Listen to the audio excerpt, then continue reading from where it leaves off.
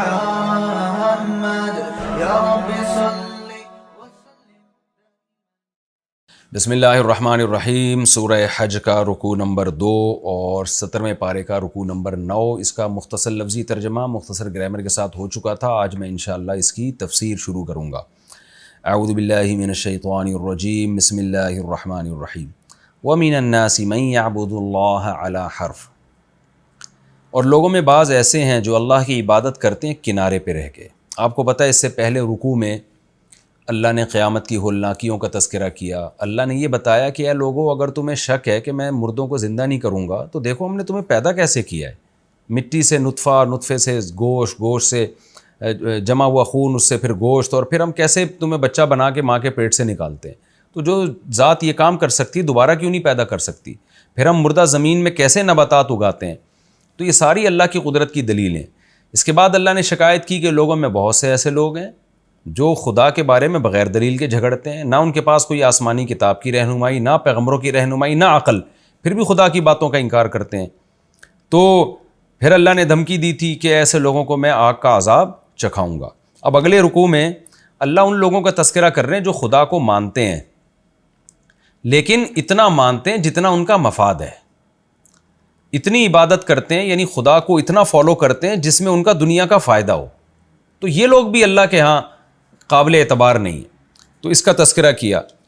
وَمِنَ النَّاسِ، لوگوں میں بعض ایسے ہیں، مَن يَعْبُدُ اللَّهَ عَلَى حَرْفٍ، جو اللہ کی عبادت کرتے ہیں کنارے پہ کھڑے ہو کر۔ یہ کنایا ہے اصل میں، یعنی آپ کسی عمارت میں پورے بھی نہیں آ رہے اور پورے باہر بھی نہیں جا رہے، بیچ میں کھڑے ہوئے ہیں کہ بھئی وہاں اگر فائدہ ہوا تو اندر چلا جاؤں گا، فائدہ ادھر ہوا تو بھاگنے میں آسانی ہوگی۔ تو یہ سمجھانے کے لیے کہ وہ بھی اسلام کا ایک دائرہ ہے نا، تو اس کے کنارے پہ کھڑے ہوئے ہیں۔ فَإِنْ أَصَابَهُ خَيْرٌ، بس اگر ان کو کوئی خوشی پہنچے، بھلائی پہنچے، مثال کے طور پر منافقین کو مال غنیمت پہنچتا تھا، دیکھتے بھئی مسلمان بننے میں فتوحات زیادہ ہو رہی ہیں، تو اطمأن بہ، تو وہ مطمئن رہتا ہے اس اسلام پر، یعنی اگر فائدے پہنچتے رہیں تو وہ اللہ کی عبادت پر اور اس کی اطاعت پر مطمئن رہتا ہے۔ وَإِنْ أَصَابَتْهُ فِتْنَةٌ، اور اگر اسے کوئی آزمائش پہنچ جائے شریعت پہ چلنے میں، انقلب علی وجہہ، تو ایسا پلٹتے ہیں کہ جیسے اسلام سے کوئی تعلق ہی نہیں، اپنے چہرے کے بل پلٹتے ہیں۔ وہ چہرے کے بل پلٹنا ایسے کہلاتے ہیں، بالکل ایسے موو ہو جاتے ہیں وہ۔ تو یہ بھی نہیں کہ تھوڑا توقف ہو جائے۔ اللہ کہتے ہیں خسر الدنیا والآخرہ، یہ بھی دنیا اور آخرت میں دونوں میں خسارے میں۔ دنیا میں خسارہ کیوں؟ اس لیے کہ عدم اطمینان کی زندگی ہوگی۔ انسان کا جب ایک ہدف ہی نہیں ہوتا اور اس کا ایک ویژن ہی نہیں ہوتا، ایک کانسیپٹ، ایک نظریہ ہی نہیں ہوتا، تو کسی ایک جگہ ٹکتا نہیں ہے، اپنی زندگی کے سکون کو برباد کر دیتا ہے۔ اور آخرت کا تو ظاہر ہے، واضح ہے کہ آزمائشوں میں بھی اس کو چاہیے تھا اسلام کو فالو کرتا، اور خوشیوں میں بھی اس کو چاہیے تھا دین کو فالو کرتا۔ ذالک هو الخسران المبین، اللہ کہتے ہیں یہ بہت واضح خسارہ ہے۔ اب چونکہ قرآن کے اولین مخاطب تو مشرکین مکہ ہیں، عرب ہیں، تو اس لیے قرآن ان کی آگے مثال دے رہا ہے کہ یہ اسلام کی طرف آتے ہیں جب ان کو فائدہ ہے، نہیں تو یہ شرک کی طرف چلے جاتے ہیں۔ تو جب شرک کی طرف جاتے ہیں تو کیا کرتے ہیں؟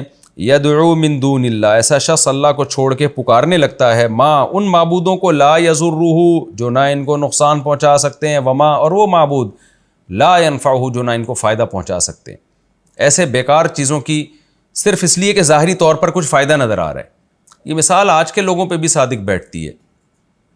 آپ دیکھیں شعبدے بازوں کے پیچھے لوگ جانا شروع کر دیتے ہیں، حالانکہ پتہ ہے کہ یہ پیر، یہ فقیر، یہ عامل لوگ اپنا فائدہ نہیں کر سکتے تو ہمیں فائدہ کہاں سے پہنچا سکتے ہیں؟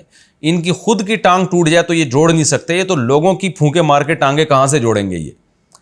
تو یعنی کیسے انسان کی عقل اچک لی جاتی ہے شیطان کی طرف سے۔ تو اللہ فرماتے ہیں ایسے معبودوں کو پکارتے ہیں جو نہ فائدے کے نہ نقصان کے۔ ذالک هو الضلال البعید، یہ بہت بڑی گمراہی ہے، یعنی حق سے بہت دور کی گمراہی ہے، کیونکہ شرک سے بڑی گمراہی کوئی ہو نہیں سکتی۔ یدعو، یہ پکارتے ہیں، لمن، ایسی ذات کو، ضرہ، جن کا نقصان، اقرب من نفعہ، ان کے نفع سے زیادہ ہے۔ ان کا نفع کیا ہے کہ بھئی کلچر کو فالو کریں گے تو جیسے ہندو بتوں کو کیوں پوجتے ہیں؟ اس لیے کہ بھائی ہم اپنے کلچر پہ چلیں گے، خاندانی روایات پہ چلیں گے تو خاندان سے کٹیں گے نہیں، یہ فائدے ہیں شرک کے۔ لیکن اللہ کہتے ہیں اس شرک کے جو نقصانات ہیں وہ اس کے فائدوں سے بہت زیادہ ہیں۔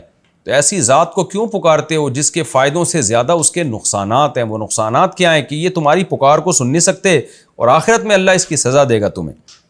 لبیس المولا، اللہ فرماتے ہیں کتنے برے دوست ہیں تمہارے معبود، ولبیس العشیر، اور کتنے ہی برے ساتھی ہیں۔ اور جو ایمان لائے گا، آگے اللہ ان کا تذکرہ کر رہا ہے کہ جو خوشی ہو یا غم ہو، اللہ کے دین کو ہر صورت میں انہوں نے فالو کرنا ہے۔ جو حقیقی ایمان والے لوگ ہیں ان کے ساتھ کیا ہوگا؟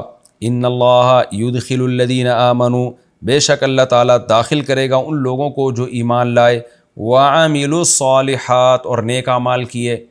یعنی چاہے فتنہ نیک اعمال پہ چلنے میں فتنہ ہو رہا تھا یا نہیں ہو رہا تھا، انہوں نے اعمال نیک اختیار کیے تو اللہ ان کو داخل کرے گا جناتن، باغات میں، تجری من تحتها الانہار، جن باغات کے نیچے نہریں بہتی ہیں۔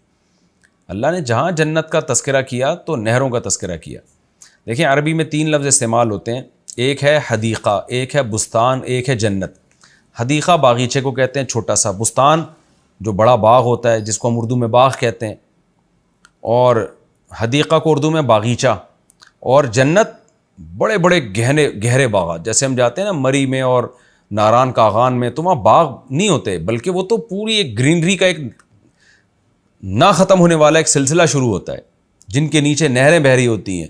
تو اللہ فرماتے ہیں ایسے باغات میں داخل کروں گا کہ جن کے نیچے نہریں بہتی ہوں گی۔ ان اللہ یفعل ما یرید، اللہ جس چیز کا ارادہ کرتا ہے اللہ اس کو کر گزرتا ہے۔ تو اللہ نے نیک لوگوں کے لیے جنت کا وعدہ کیا۔ آپ کو پتہ ہے نا پچھلے رکوع میں اللہ نے قیامت کی ہولناکیوں کا تذکرہ کیا اور نافرمانوں کی آگ کا تذکرہ کیا، اور پھر اللہ نے فرمایا تھا اللہ اپنے بندوں کے لیے ظالم نہیں ہے۔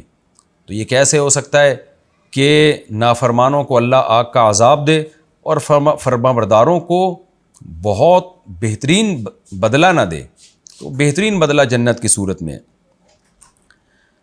اب چونکہ یہ سورہ حج بھی مکی صورت ہے، نبی صلی اللہ علیہ وسلم کا مقابلہ چل رہا تھا مشرکین مکہ سے، وہ ہر وقت کوشش میں لگے ہوئے تھے کہ اسلام پھیلے نہیں، لیکن روز بروز اسلام پھیلتا جا رہا تھا، نبی صلی اللہ علیہ وسلم کی مدد ہوتی جا رہی تھی، اسلام کا حلقہ وسیع ہوتا جا رہا تھا۔ تو ایسے مشرکین، ایسے کافر جو اسلام کو دیکھ کے جلتے تھے، یغیظ کا معنی جو اسلام گویا ان کو غصہ دلا رہا تھا کہ میں کیوں پھیل رہا ہوں، میں کیوں پھل رہا ہوں۔ تو اللہ نے ان لوگوں کو مایوس کرنے کے لیے کہا کہ دیکھو تم یہ چاہتے ہو کہ اسلام ختم ہو جائے اور خدا جو ہے وہ پیغمبر کی مدد چھوڑ دے، تو جو شخص بھی یہ چاہتا ہے کہ اللہ محمد صلی اللہ علیہ وسلم کی مدد چھوڑ دے، تو اللہ اسے ایک طریقہ بتا رہے ہیں مایوس کرنے کے لیے کہ بھائی دیکھو یہ تو جب تک آسمان سے وحی پیغمبر پر آئے گی تو مدد ہوتی رہے گی۔ اللہ نے وحی نازل اس لیے کی ہے تاکہ یہ وحی کا پیغام دنیا تک پہنچے۔ تو تمہارے پاس اگر یہ طریقہ ہے نا کہ تم رسی آسمان تک باندھو اور رسی پہ چڑھ کے وحی کا سلسلہ ہی کاٹ ڈالو، تو جا کے وحی کا سلسلہ کاٹ ڈالو، اس سے کیا ہوگا؟ وحی بند ہو جائے گی اور اللہ پھر محمد صلی اللہ علیہ وسلم کی مدد کرنا اور آپ کے ذریعے لوگ اپنا پیغام لوگوں تک پہنچوانے کا عمل چھوڑ دے گا۔ ظاہر ہے ایسا ہو نہیں سکتا، تو جب یہ نہیں ہو سکتا، اوپر سے وحی کا سلسلہ نہیں بند ہو سکتا، تو پھر تم پیغمبر صلی اللہ علیہ وسلم کو شکست بھی نہیں دے سکتے، کیونکہ جو کچھ نبی کر رہے ہیں وہ تو خدائی تعلیمات کی بیس پہ کر رہے ہیں، یہ تو خدا کروا رہا ہے، تو خدا آپ کو بچائے گا بھی اور اللہ آپ کو دنیا میں غالب بھی کرے گا۔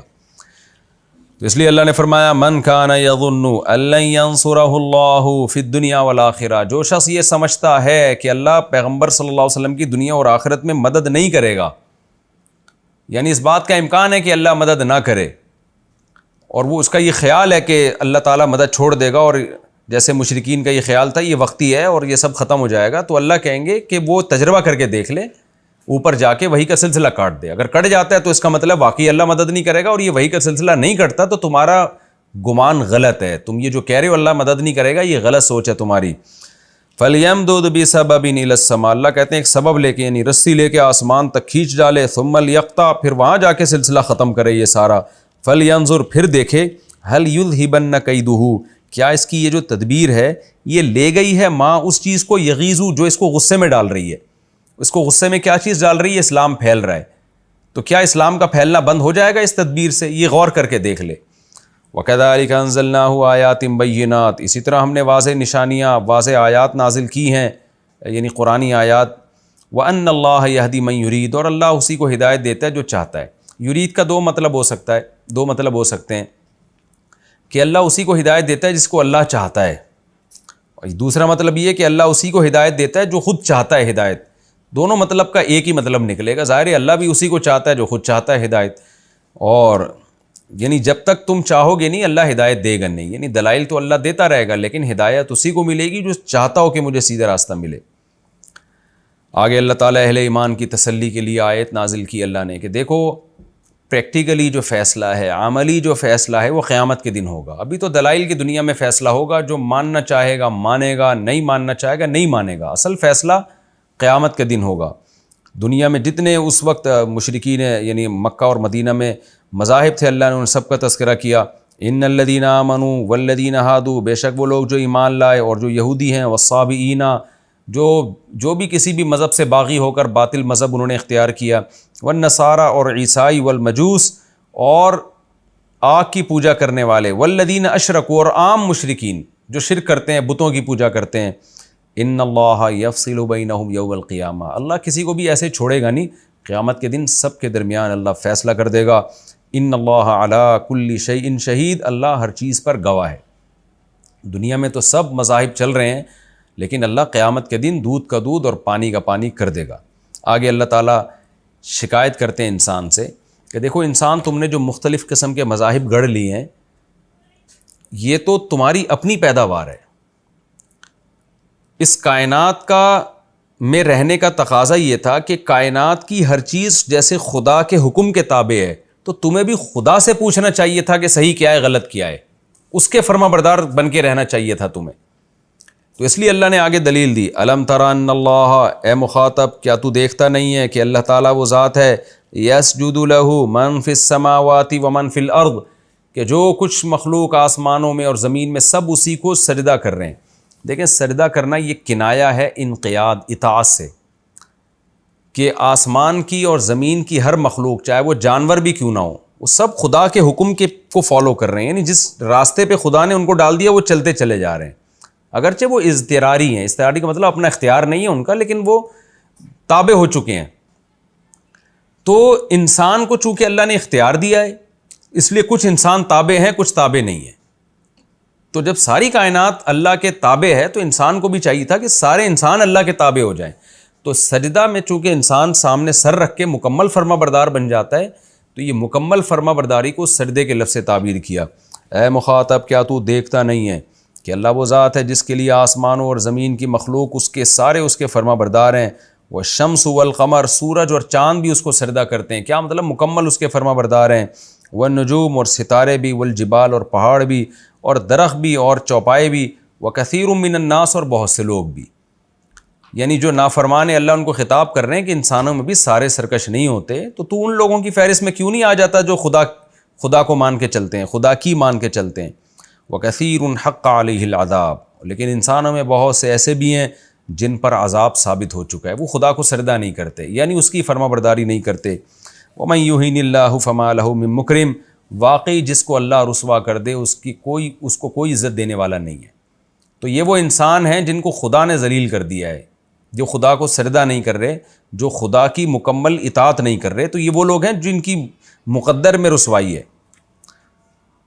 ان اللہ یفعل ما یشاء, اللہ جو چاہتا ہے کر گزرتا ہے. تو اللہ نے ان بدبختوں کو کی رسوائی کا فیصلہ کر لیا, لہذا یہ رسوا ہوں گے. ہادانی خصمانی, پیچھے جو مختلف مذہبوں کا ذکر تھا نا, ایمان والے, یہودی, عیسابی, نصارہ, اس میں اللہ ایمان والوں کو اور دیگر تمام مذاہب کو الگ کر کے دو قسم قرار دیتے ہیں کہ ہادانی خصمان, یہ دو جماعتیں, ایک طرف اسلام اور ایک طرف اسلام کے علاوہ جتنے بھی مذاہب ہیں. تو اللہ کہتے ہیں یہ دو جماعتیں تمہارے سامنے, اختصموا فی ربہم, یہ اپنے رب کے بارے میں جھگڑا کر رہے ہیں.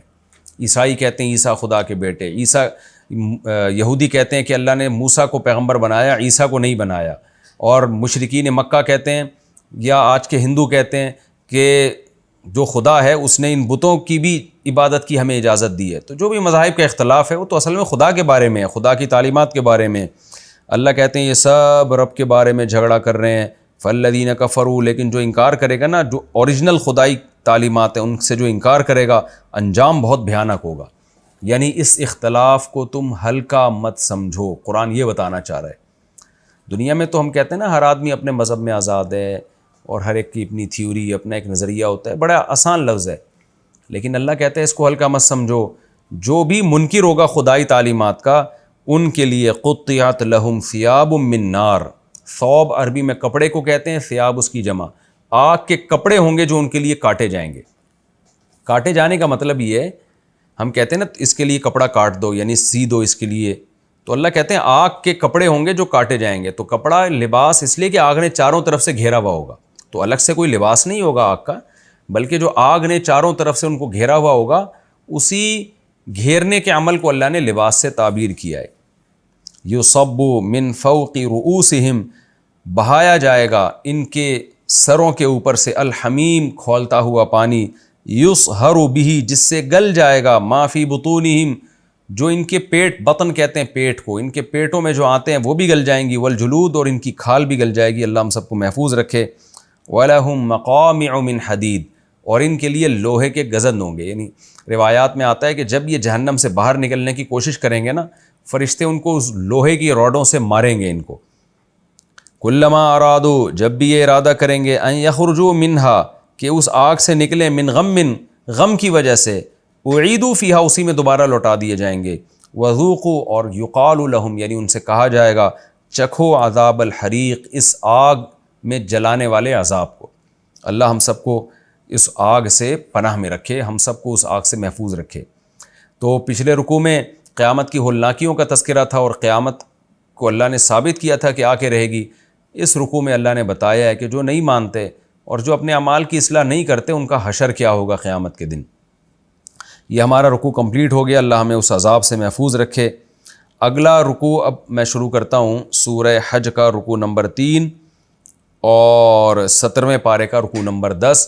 حسب معمول اس رکوع کا مختصر لفظی ترجمہ مختصر گرامر کے ساتھ، پھر انشاءاللہ اس کی تشریح ہوگی۔ ان اللہ یدخل الذین آمنوا، بے شک اللہ داخل کرے گا ان لوگوں کو جو ایمان لائے، وعاملوا الصالحات، اور انہیں نیک اعمال کیے، جنات، باغات میں، تجری من تحتها الانہار، جن کے نیچے نہریں بہتی ہیں، یحلون، حلیہ کہتے ہیں لباس جو بھی جوڑا ہوتا ہے نا، جوڑا، اس کو حلیہ کہتے ہیں۔ تو حلہ یحلی کا معنی جوڑا پہنانا یا کوئی بھی لباس پہنانا۔ یحلون فیہا، اس جنت میں وہ پہنائے جائیں گے، من اساورا، کنگن، اسورا، سوار عربی میں کنگن کو کہتے ہیں، اس کی جمع اسورا بھی اسورا آتی ہے، اور اسورا کی پھر جمع آتی ہے اساور، یعنی جمع الجمع ہے، جمع کی بھی جمع، جس کو جمع اقصا کہتے ہیں۔ خیر گرامر کی بات ہے، آپ کو نہ بھی سمجھ میں آئے تو بس اتنا کہ کنگنوں کو کہا جاتا ہے، کہ پہنائے جائیں گے اس میں وہ کنگن، من ذہب، سونے کے، ولؤلؤ، اور موتی، ولباسہم، اور لباس ہوگا ان کا، فیہا، اس جنت میں، حریر، ریشم، وہدو، اور ان کی رہنمائی کی جائے گی، الی الطیب من القول، پاکیزہ بات کی طرف، وہدو الی، اور ان کی رہنمائی کی جائے گی، الی صراط الحمید، محمود راستے کی طرف۔ ان الذین کفروا، بے شک وہ لوگ جو کافر ہوئے، ویصدون عن سبیل اللہ، اور روکتے ہیں وہ لوگ اللہ کے راستے سے، والمسجد الحرام، اور مسجد حرام سے روکتے ہیں، الذی، وہ مسجد حرام، جعلناہ للناس، جس کو ہم نے لوگوں کے لیے بنایا۔ کیسا بنایا؟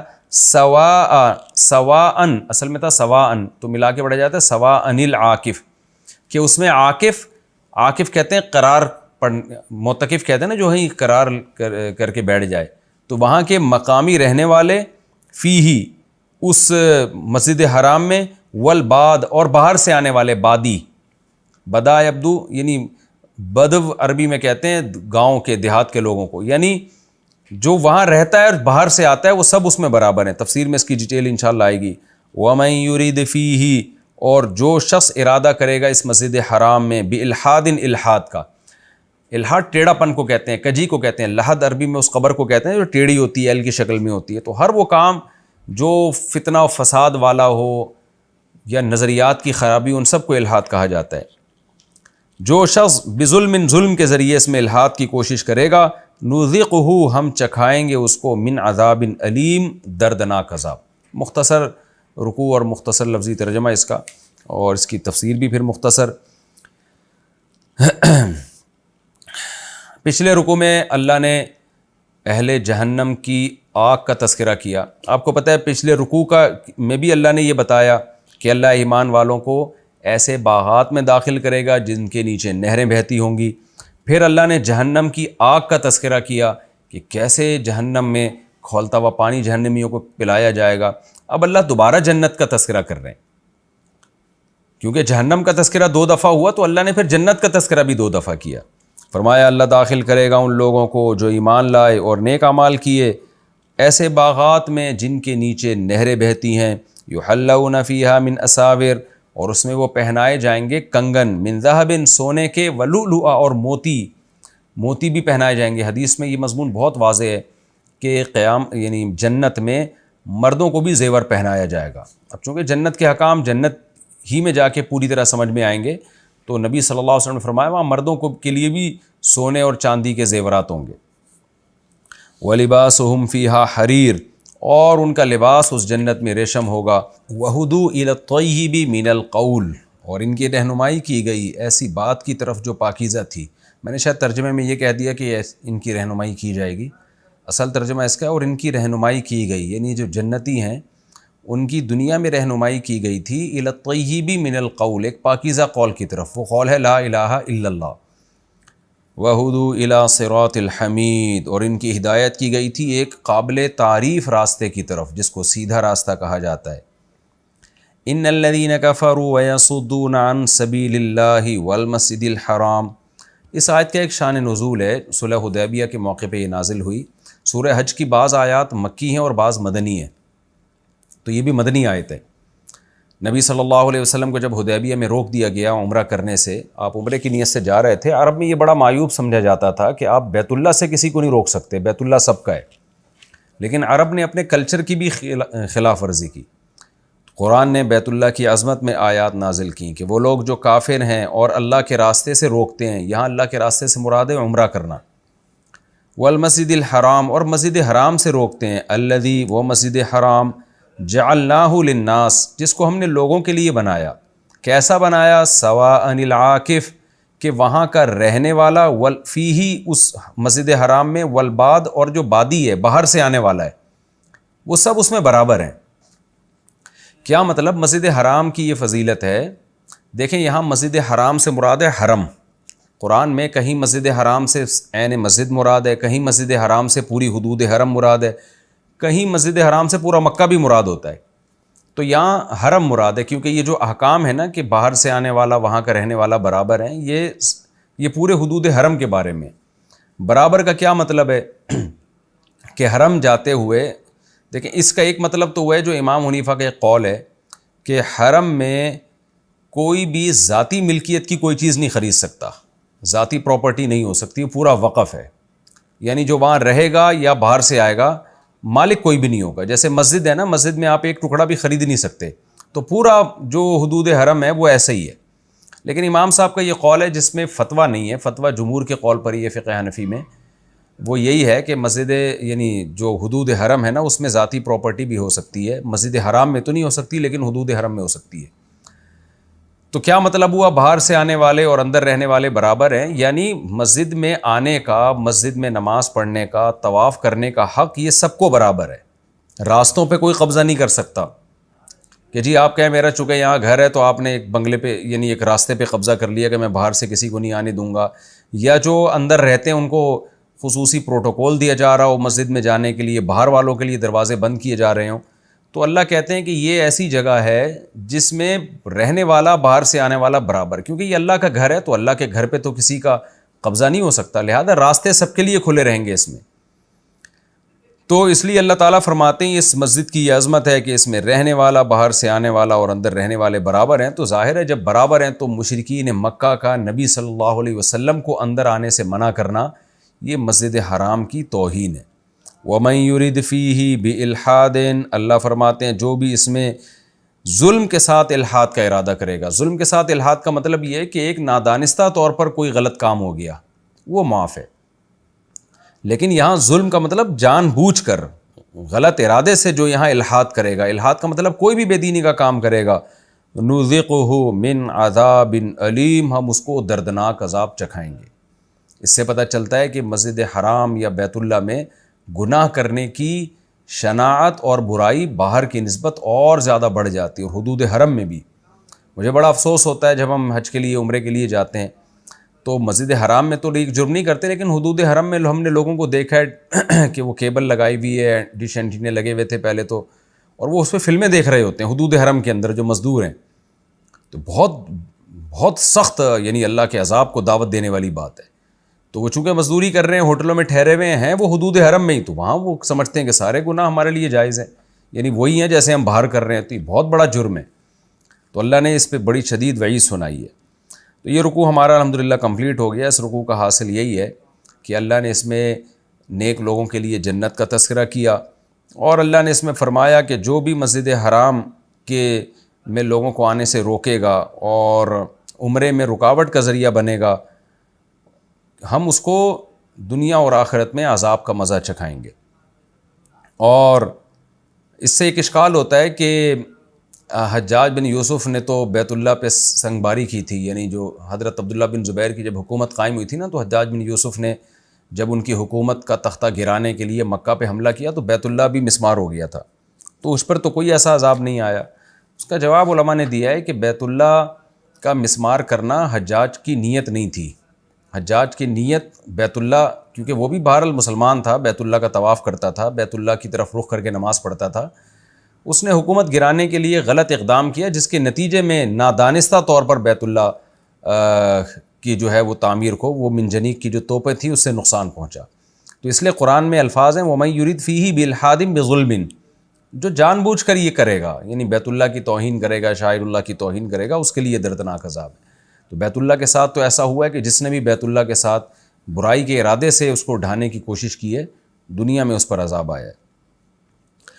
اب اگلا رکوع شروع ہو رہا ہے۔ میں پہلے اس رکوع کا بھی یعنی مختصر لفظی ترجمہ، مختصر گرامر کے ساتھ، پھر اس کی انشاءاللہ تفسیر ہوگی اگر وقت بچا۔ اب ہم شروع کرنے جا رہے ہیں جی 17ویں پارے کا رکوع نمبر 4 اور سورہ حج کا رکوع نمبر 4 اور 17ویں پارے کا رکوع نمبر 11۔ بسم اللہ الرحمن الرحیم۔ وَإِذْ بَوَّأْنَا لِإِبْرَاهِيمَ، اور اس وقت کو یاد کرو جب ہم نے ابراہیم کے لیے ٹھکانہ دیا۔ بوّأ یبوّئ کا معنی ٹھکانہ دینا۔ ابراہیم کو ہم نے ٹھکانہ دیا مکان البیت، بیت اللہ کی مکان یعنی اس کی جگہ کا۔ ٹھکانے کا مطلب یعنی ان کو وہ جگہ بتائی ہم نے کہ یہاں ہے بیت اللہ۔ اللہ تشرک بی شیئن، اور ہم نے ان سے کہا کہ لا تشرک بی شیئا، میرے ساتھ کسی کو شریک نہیں کرنا آپ نے۔ وطہر بیتیا، اور میرے گھر کو پاک صاف رکھنا ہے۔ للطائفین، طواف کرنے والوں کے لیے، والقائمین، قیام کرنے والوں کے لیے، یعنی نماز میں جو قیام کرتے ہیں، والرکع، راکع کی جمع رکع آتی ہے، اور رکوع کرنے والوں کے لیے، السجود، اور سجدہ کرنے والوں کے لیے، ساجد کی جمع سجود۔ وَأَذِّن فِي النَّاسِ، اور لوگوں میں آپ اعلان کر دیں۔ اذن یؤذن تاذیناً، اعلان کرنا، آپ لوگوں میں اعلان کر دیں۔ بالحج، حج کا، حج کا لغوی معنی ہے قصد کرنا، ارادہ کرنا، تو یہاں بیت اللہ کا قصد کرنا، یعنی آپ لوگوں میں حج کا یعنی بیت اللہ کی طرف آنے کا اعلان کر دیں۔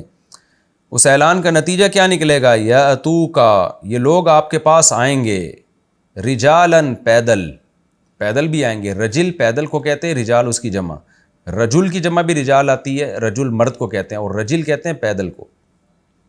وعلی کل ضامر، اور ہر دبلی اونٹنیوں پر، ضامر اس اونٹنی کو کہتے ہیں جو چل چل کے دبلی ہو گئی ہو، چونکہ عام طور پر اس زمانے میں جب دور سے لوگ سفر پہ اونٹنی پہ آتے تھے تو وہ لمبے سفر کر کر کے دبلی ہو جاتی تھی، اور ہر دبلی اونٹنیوں پر، یاتینا، جو چل کے آئیں گی، من کل فج عمیق، دور دراز راستوں سے۔ فج کا معنی فجاج کشادہ راستے کو بولتے ہیں، یعنی دور دراز راستوں سے، عمق گہرائی کو بولتے ہیں، گہرائی سے مراد دور دراز، دور دراز راستوں سے وہ اونٹنیاں چل کے آئیں گی۔ لیشہدوا، تاکہ لوگ مشاہدہ کریں گے، منافع، ان فائدوں کا، لہم، جو ان کے لیے ہیں۔ وَيَذْكُرُوا اسْمَ اللَّهِ، اور اللہ کا نام لیں، فی ایام معلومات، مخصوص ایام میں، یعنی بقرعید کے جو ایام ہیں، علی ما رزقہم، ان جانوروں پر جو اللہ نے ان کو بطور رزق دیے ہیں، من بہیمہ، بہیمہ عام چوپایوں کو کہتے ہیں، اور الانعام، نعام کی جمع مخصوص چوپائے، جو گائے بکرا، یہ جو 4 چوپائے ہوتے ہیں نا جن کو ہم ذبح کرتے ہیں۔ تو خلاصہ کیا نکلا؟ من بہیمۃ الانعام، ان بہائم پر جو انعام ہیں، یعنی ان چوپایوں پر جو انعام ہیں. تو اس لیے اس کا ترجمہ یہ کیا گیا کہ مخصوص قسم کے چوپایوں پر، یعنی 4 قسم کے جانوروں پر اللہ کا نام لے وہ. فَكُلُوا مِنْهَا، پس خود بھی ان جانوروں میں سے کھاؤ. وَأَطْعِمُوا الْبَائِسَ، اور کھلاؤ. اطعما یطعم، اطعامن کا معنی کھلانا، اور کھلاؤ البائس محتاج کو، الفقیر اور فقیر کو. بائس کا معنی بھی جو بیچارہ تنگی کی حالت میں، ان کو بھی کھلاؤ. ثم، پھر اس کے بعد ثم لیقضوا، اصل میں تھا لی یقضوا، قضا یقضی کا معنی چکانا. پھر ان کو چاہیے کہ یقضوا تفثہم، تفث کہتے ہیں میل کچیل کو، اپنا میل کچیل کو دور کریں، یعنی اس کو چکائیں. یہاں چکائیں کا مطلب یہ ہوگا کہ یقضوا تفثہم، اپنے میل کچیل کو دور کریں جو احرام سے کھلنے کے بعد. تفسیر میں انشاءاللہ پوری ڈیٹیل سمجھ میں آئے گی. وَلْيُوفُوا نُذُورَهُمْ، اور اپنی نظروں کو پورا کرو. نظر منت کو کہتے ہیں، نذور اس کی جمع. یہاں منت سے مراد جو حج کے واجبات ہیں تمہارے اوپر، ان کو پورا کرو. وَلْيَطَّوَّفُوا، اور چاہیے کہ یہ لوگ طواف کریں. بِالْبَيْتِ الْعَتِيقِ، اس گھر کا جو آزاد گھر ہے، یعنی عزت والا گھر ہے. ذالک، اللہ فرماتے ہیں یہ حکام ہیں جو ہم نے تمہیں دیے ہیں. وَمَن يُعَظِّمْ حُرُمَاتِ اللَّهِ، جو اللہ کے احکام کی تعظیم کرتا ہے. حرمہ کہتے ہیں حرمت کہتے ہیں نا، جو اللہ کی حدود، اللہ کی باؤنڈری جس کی رعایت ہم نے کرنی ہے. تو اس سے مراد اللہ کے ہر قسم کے حکام. جو اللہ تعالیٰ کے احکامات کی تعظیم کرتا ہے، فَهُوَ خَيْرٌ لَهُ، تو یہ تعظیم کرنا اس کے لیے بہتر ہے. عند ربہ، اس کے رب کے نزدیک. وَأُحِلَّتْ لَكُمُ الْأَنْعَامُ، اور تمہارے لیے حلال کر دیے گئے ہیں چوپائے. إِلَّا مَا، سوائے ان چوپایوں کے، یُتْلَىٰ عَلَيْكُمْ، جو تم پر تلاوت کیے گئے ہیں، یعنی جن کی حرمت تمہیں بیان کر دی گئی ہے. فَاجْتَنِبُوا الرِّجْسَ مِنَ الْأَوْثَانِ، پس تم اجتناب کرو. وثن بت کو کہتے ہیں، اوثان اس کی جمع. رجس ناپاکی، جو بتوں کی ناپاکی ہے اس سے اجتناب کرو. وَاجْتَنِبُوا قَوْلَ الزُّورِ، اور جھوٹی بات سے بھی اجتناب کرو. حُنَفَاءَ لِلَّهِ، اپنے رخ کو پھیرتے ہوئے اللہ کی طرف. حنیف کہتے ہیں ہٹنا، مائل ہونا، یعنی باطل سے ہٹ کے خدا کی طرف مائل ہونا. غیر مشرکین بہ، اس کے ساتھ شرک نہیں کرتے ہوئے. ومن یشرک باللہ، جو اللہ کے ساتھ شرک کرتا ہے، فکأنما، گویا کہ وہ خر من السماء، آسمان سے گرا. خرہ کا معنی گر جانا. فتخطفہ الطیر، پھر پرندے اس کو اچک رہے ہیں، اس کی بوٹیاں نوچ رہے ہوں. خطف یخطف کا معنی اچکنا. او تہوی بہ الریح، یا ہوا اس کو لے کر گرا رہی ہو کہیں. ہوا یہوی ہوین کا معنی اوپر سے بلندی سے گرنا. ہوا نے اس کو گرا دیا ہو. فی مکان سحیق، بہت دور کے مقام میں. ہوا نے بہت بلندی سے لے کے بہت دور لے جا کے اس کو پھینک دیا ہو. ذالک، یہ ایک حکم تھا جو ہم نے تمہیں بیان کیا. پھر آگے اللہ فرماتے ہیں ایک اور اصولی بات. وَمَن يُعَظِّمْ شَعَائِرَ اللَّهِ، جو اللہ کے شاعر کی تعظیم کرتا ہے. شاعر اللہ بار بار میں ایکسپلین کر چکا ہوں، ہر وہ چیز جس کی نسبت اللہ کی طرف ہو اور اللہ کی پہچان ہو. وہ جیسے مسجد ہے، بیت اللہ ہے، رمضان ہے، یہ جتنے بھی اللہ کے حکام ہیں نا، جو اللہ کے ساتھ خاص ہیں، جو ایک علامت ہیں مذہب کی، وہ تمام چیزیں شاعر اللہ کہلاتی ہیں. جو اللہ کے شاعر کی تعظیم کرتا ہے، فَإِنَّهَا، تو یہ تعظیم کرنا، مِن تقوى القلوب، دل کے تقوی کی علامت ہے. لَكُمْ فِيهَا مَنَافِعُ، تمہارے لیے اس میں بہت سے فائدے ہیں، یعنی ان جانوروں میں. إِلَىٰ أَجَلٍ مُّسَمًّى، ایک خاص مدت تک کے لیے. ثُمَّ مَحِلُّهَا، پھر ان جانوروں کا ٹھکانہ إِلَى الْبَيْتِ الْعَتِيقِ، بیت اللہ ہے جو آزاد ہے. تفسیر میں انشاءاللہ اس کی ڈیٹیل آئے گی. یہ جی ہمارا مختصر لفظی ترجمہ ہو گیا. اب میں اس کی تفسیر کی طرف جاتا ہوں، کیونکہ بیت اللہ کا تذکرہ آیا نا پچھلے رکوع میں. بیت اللہ جانے سے مشرکین نے روک دیا، تو اب اللہ تعالیٰ بیت اللہ کی عظمت بیان کر رہے ہیں. اللہ تعالیٰ چاہتے ہیں دنیا میں توحید ہو، اللہ کی عبادت ہو، تو بیت اللہ اس عبادت کا مرکز ہے. تو اللہ بیت اللہ کی ہسٹری بیان کر رہے ہیں کہ اس وقت کو یاد کرو جب ہم نے ابراہیم کو بیت اللہ کا ٹھکانہ دکھایا کہ یہ ہے اللہ کا گھر، یہاں اپنے اللہ کا گھر بنانا ہے. تو یہ جو بیت اللہ بنا ہوا ہے، یہ انسان کی اختراع نہیں ہے. دنیا میں جتنی بھی مذہبی عبادت خانے لوگوں کے گڑھے ہوئے ہیں، لوگوں نے بنا دیے. لیکن اللہ کہتے ہیں دیکھیں، اگر انسان نے بیت اللہ کو خود اپنی رائے سے گڑھا ہوتا نا، تو کبھی بھی مکہ میں نہ کرتا وہ یہ کام. کیونکہ کسی انسان کا دماغ ایسی بیابان زمین کی طرف جا ہی نہیں سکتا. آپ اگر خود سے کوئی عبادت گاہ بنانا چاہیں گے، ایسی لوکیشن پہ تھوڑی بنائیں گے جہاں آپ کو پتہ ہے کوئی آ ہی نہیں سکتا. اتنے بڑے بڑے ریگستان، نہ گھاس کا تنکا نہ پانی. تو اللہ نے ایسی جگہ ابراہیم علیہ السلام کو دی تاکہ لوگوں کو یقین آ جائے یہ انسان کی سلیکشن نہیں ہے، خدا کی سلیکشن ہے۔ تبھی کہتے ہیں نا یہ روایات میں ابراہیم علیہ السلام نے اللہ سے پوچھا، بعض روایات میں تاریخی روایات ہیں کہ میں جب اعلان کروں گا کہ یہاں حج کے لیے آؤ تو کون آئے گا، میرا اعلان سنے گا کون؟ تو اللہ نے کہا کہ میں آپ کی آواز کو پوری دنیا کے کونے کونے پہنچا دوں گا۔ تو یہ خود اس کی علامت ہے کہ یہ ابراہیم علیہ السلام کی سلیکشن نہیں ہے، یہ خدا کی سلیکشن ہے۔ اور اس وقت کو یاد کرو جب ہم نے ابراہیم کو حکم دیا، ابراہیم کو ٹھکانہ بتایا بیت اللہ کا، لیکن ان کو ساتھ ساتھ کہہ دیا لا تشرک بی شیئا، میرے ساتھ شرک نہیں کرنا۔ دنیا میں بیت اللہ اور بیت اللہ سے منسلک جتنی مسجدیں ہیں جن کا رخ بیت اللہ کی طرف ہے، یہ واحد عبادت گاہیں جہاں شرک نہیں ہوتا۔ اس کے علاوہ دنیا میں ہر عبادت گاہ میں شرک ہے، کہیں بھی آپ دنیا میں چلے جائیں خدا کے علاوہ بھی بہت سوں کو پکارا جا رہا ہے۔ تو یہ بیت اللہ کی خاصیت ہے۔ اللہ کہتے ہیں میں نے حکم دیا کہ آپ نے میرے ساتھ شریک نہیں کرنا، وطہر بیتی للطائفین والعاکفین، اور میرے گھر کو آپ نے پاک صاف رکھنا ہے طواف کرنے والوں کے لیے، قیام کرنے والوں کے لیے، رکوع اور سجود کرنے والوں کے لیے۔ یہ تو نماز کا حکم بتایا، اور ایک حج بھی ہوگا۔ وَأَذِّن فِي النَّاسِ بِالْحَجِّ، میرا گھر ہے تو میں چاہوں گا لوگ میرے گھر کی زیارت کے لیے آئیں، مخصوص ارکان ادا کر کے عبادت کریں۔ تو آپ نے لوگوں میں اعلان کر دیا، پوری دنیا کے تمام انسانوں کو حج کا اعلان کرنا ہے۔ اس کا نتیجہ کیا نکلے گا؟ یاتوک رجالا، اے ابراہیم یہ تیرے پاس آئیں گے۔ تیرے پاس کا مطلب تو چونکہ یہاں ہے تو بیت اللہ کی طرف آئیں گے۔ اس سے پتہ چلتا ہے کہ 4000 سال پہلے ہی حج شروع ہو چکا تھا۔ رجالا، پیدل بھی آئیں گے، وعلی کل ضامر، اور ہر دبلی اونٹنی پہ سوار ہو کے بھی آئیں گے، کیونکہ اس زمانے میں اونٹنیاں چل چل کے دبلی ہوتی تھیں، اس لیے ذکر کیا، یعنی سواریوں پہ سوار ہو کے بھی آئیں گے۔ ایسی اونٹنیاں یاتین من کل فج، جو ہر طرح کے راستوں سے آئیں گی، عمیق دور دراز راستے، کہاں کہاں سے دنیا آئے گی۔ لیشہدوا منافع لہم، کیا کریں گے؟ یہاں آ کے اپنے فائدوں کو دیکھیں گے، روحانی فائدے بھی اور جسمانی فائدے بھی۔ اصل تو مقصد روحانی فائدے ہے، عبادت میں ان کو ایک روحانیت ملے گی، خدا کا قرب حاصل ہوگا، یہ فائدے ان کو ملیں گے یہاں پہ، زمزم پئیں گے۔ اور جسمانی فائدے کیا؟ تجارت بھی ہوگی، یہ ضمناً ہوگی۔ اصل مقصد تجارت نہیں ہونا چاہیے حج میں، اصل مقصد ہے عبادت۔ وَيَذْكُرُوا اسْمَ اللَّهِ، پھر وہ اللہ کا نام لیں گے، فی ایام معلومات، خاص ایام میں، یعنی یہاں کے پھر جانوروں کو بھی ذبح کریں گے اللہ کے نام، کیونکہ ابراہیم علیہ السلام نے اپنے بیٹے کو ذبح کیا تھا تو یہ جانور کو ذبح کریں گے۔ لاکھوں کروڑوں جانور بیت اللہ جاتے ہیں اور ہر سال ذبح ہوتے ہیں۔ کتنا یعنی ایک اللہ کا ایک حکم ہے جو اس وقت سے زندہ کیا جا رہا ہے۔ مخصوص ایام میں جانوروں پر بھی اللہ کا نام لیں گے، جو بسم اللہ اللہ اکبر پڑھ کے ہم جانور ذبح کرتے ہیں۔ علی ما رزقہم، ان جانوروں پر جو اللہ نے ان کو بطور رزق دیے، من بہیمۃ الانعام، ان بہائم پر جو انعام ہیں، جو چوپائے ہیں۔ دیکھیں انعام کا اطلاق عموماً 4 جانوروں پر ہوتا ہے، یہ جو ہم قربانی میں ذبح کرتے ہیں۔ ویسے انعام مطلق چوپائے کو بھی کہا جاتا ہے، لیکن یہاں مخصوص چوپائے مراد ہیں، کیونکہ پہلے بہیمہ کا لفظ آ چکا ہے، اور بہیمہ ہر طرح کے چوپایوں کو کہا جاتا ہے، تو اس لیے یہاں انعام میں ہم یہ تعویل کریں گے کہ انعام سے 4 چوپائے مراد ہیں۔ تو اللہ نے فرمایا کہ ان 4 چوپایوں پر اللہ کا نام لیں۔ فَكُلُوا مِنْهَا، پس جب ان کو ذبح کرو تو خود بھی اس میں سے کھاؤ۔ وَأَطْعِمُوا الْبَائِسَ الْفَقِيرَ، اور محتاجوں کو بھی کھلاؤ۔ مالدار کو بھی کھلانا جائز ہے جب خود کھا سکتے ہیں تو، لیکن اللہ نے استحبابی حکم دیا کہ تبھی ہم قربانی کے جانور میں نا غریبوں کا حصہ بھی نکالتے ہیں، یہ مستحب ہے۔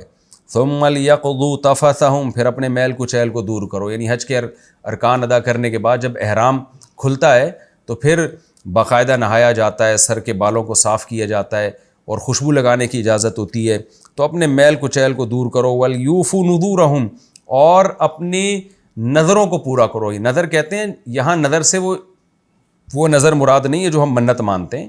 حج کا جب آپ احرام باندھ لیتے ہیں نا تو بھی آپ نے اپنے اوپر حج کے ارکان واجب کر لیے، اب احرام کھولنا جائز نہیں۔ تو اللہ کہتے ہیں وہ اپنے تمام واجبات کو پورا کرو جو حج پہ تم نے کیے ہیں۔ کچھ واجبات احرام سے پہلے ہوتے ہیں، کچھ احرام کے بعد بھی ہوتے ہیں، جیسے منی میں قیام ہے، اور پھر طواف زیارت ہے جس کا آگے تذکرہ آ رہا ہے۔ وَلْيَطَّوَّفُوا بِالْبَيْتِ الْعَتِيقِ، اور پھر طواف کرو اس گھر کا جو آزاد گھر ہے۔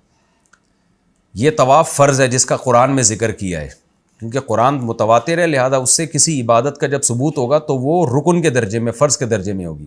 اسی آیت سے تمام ائمہ کا اتفاق ہے کہ جو طواف جس کا اللہ نے حکم دیا جو احرام کھلنے کے بعد ہوتا ہے، یہ بھی حج کے ارکان میں سے ایک رکن ہے، کیونکہ اللہ نے اس کا قرآن میں تذکرہ کیا، اور یہ بقرعید ہی کے ایام میں ہوتا ہے یہ۔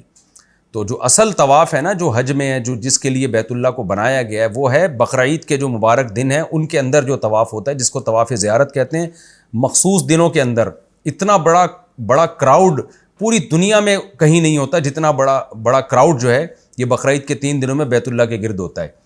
تو اللہ نے فرمایا پھر اس آزاد گھر کا تم طواف کرو. ذالک اللہ فرماتے ہیں یہ تو حکام ہے حج کے. ومن یعظم حرمات اللہ، لیکن ایک اصول ضابطہ ہم بتاتے ہیں، جو اللہ کے حکام کی تعظیم کرتا ہے اس کو ہلکا نہیں لیتا، فہو خیر لہ عند ربہ، تو یہ تو اس کے رب کے نزدیک اس کے لیے بہتر ہے. یعنی تمہیں لگے گا حج میں تم طواف کر رہے ہو، مینا میں جا رہے ہو، قربانی کر رہے ہو، تو اس میں تو پیسے ہی ضائع ہو رہے ہیں، مل کیا رہا ہے. اللہ کہتے ہیں لیکن یہ تمہارے لیے بہتر ہے. وَأُحِلَّتْ لَكُمُ الْأَنْعَامُ، ایک اشکال کا جواب ہے، اے اللہ تو نے تو حرم میں جانور مارنے سے منع کیا، لیکن اللہ فرماتے ہیں تمہارے لیے ان چوپایوں کو ہم نے حلال کر دیا ہے.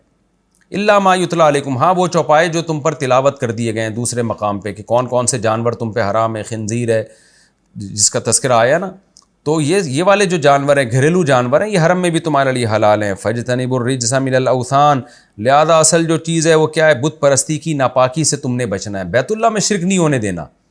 وَاجْتَنِبُوا قَوْلَ الزُّورِ، اور جھوٹی بات سے بھی بچنا ہے. وہ جھوٹی بات جو مشرکین کیا کرتے تھے، شرک کی باتیں، کہ اللہ نے ہمیں جب وہ طواف کرتے تھے نا تو کہتے تھے لبیک لا شریک لک لبیک، اے اللہ تیرے ساتھ کوئی شریک نہیں ہے، الا شریکن تملکہ، سوائے اس شریک کا جس کا تو مالک ہے یا تو نے اس کو ملکیت میں اپنے ساتھ شریک کیا ہے. اس طرح کے الفاظ اپنے ساتھ ایڈ کر دیا کرتے تھے. تو اللہ فرماتے ہیں جھوٹی باتوں سے بچو. حنفاء للہ، اللہ کی طرف مائل رہو، غیر مشرکین بھی، اس کے ساتھ شرک نہیں کرنا. حج کے ایام میں کہیں بھی ایک دفعہ اللہ کے سوا کسی کو نہیں پکارنا تم نے، خالصتاً ہر موقع پہ یا اللہ مدد. آگے اللہ فرماتے ہیں جو اللہ کے ساتھ شریک کرتا ہے وہ ایسا ذلیل ہو گیا. ایک مثال دی ہے کیونکہ اشرف المخلوقات ہے نا، جو شرک کرے گا وہ مخلوق کو پکارے گا، تو مخلوق میں تو سب سے افضل انسان ہے، تو انسان اپنے سے گھٹیا کو پکار رہا ہے. تو اللہ کہتے ہیں ایسا ذلیل ہو گیا جیسے آسمان کی بلندی سے نیچے گرا اور پرندوں نے اس کو نوچنا شروع کر دیا، یا ہوا نے پہاڑ کی بلندی سے اس کو اٹھا کر دور دراز علاقے میں زمین پہ پٹک دیا. تو جو اتنی بلندیوں سے نیچے گرے گا اس کی کیا حالت ہوگی. تو شرک کرنے والا توحید کی بلندیوں سے ذلت کی پستیوں میں گرتا ہے. آگے اللہ فرماتے ہیں ذالک، یہ ایک حکم ہے، ومن یعظم شعائر اللہ، اور جو اللہ کے شاعر کی تعظیم کرتا ہے، کیونکہ بیت اللہ اور حرم تو سارا شاعر اللہ ہے، جو تعظیم کرے گا فإنہا من تقوی القلوب، یہ دلوں کے تقوی کی علامت ہے. پھر اللہ نے انہی جانوروں کا تذکرہ کیا کہ حدود حرم میں جب جانور لے کے جاتے تھے نا ذبح، اب تو بینک قربانی کر رہے ہیں کوئی جانور لے کے ہی نہیں جاتا، ورنہ اصل تو طریقہ یہی ہے کہ جب آپ حرم میں جاتے ہیں تو اپنے ساتھ جانور ذبح کرنے کے لیے لے کے جائیں تاکہ جب اس کو ذبح کریں تو آپ کا احرام کھلے. اللہ فرماتے ہیں لکم فیہا منافع الی اجل مسمی، ایک خاص وقت تک تم ان جانوروں سے فائدہ اٹھا سکتے ہو. ثم محلھا، اس کے بعد ان کا جو محل ہے یعنی جو ہدی ہے، ہدی کا جانور کہلاتا ہے جو حج میں ہم لے کے جاتے ہیں یا عمرے میں حج میں ذبح کرنے کے لیے، تو پھر اس کا محل یعنی اس کا ٹھکانہ ہے الی البیت العتیق، بیت اللہ. یہاں بیت اللہ سے مراد بیت اللہ اور اس کا ارد گرد ہے یعنی پورا حرم. تو اس لیے جو ہدی کا جانور ہے وہ حدود حرم میں ہی ذبح کرنا واجب ہے، آپ وہ حرم سے باہر ذبح نہیں کر سکتے. تو یہ بیت اللہ اور اس سے متعلق کچھ اور حج سے متعلق کچھ احکام تھے جو اس رکوع میں اللہ نے ذکر کیے. ہمارا وقت مکمل ہو چکا ہے. انشاءاللہ اگلے ایپیسوڈ میں سورہ حج کا رکوع نمبر 5 اور 17ویں پارے کا رکوع نمبر 12 شروع کروں گا. اللہ تعالی ہمیں سمجھنے کی، عمل کی توفیق عطا فرمائے. وما علینا الا البلاغ.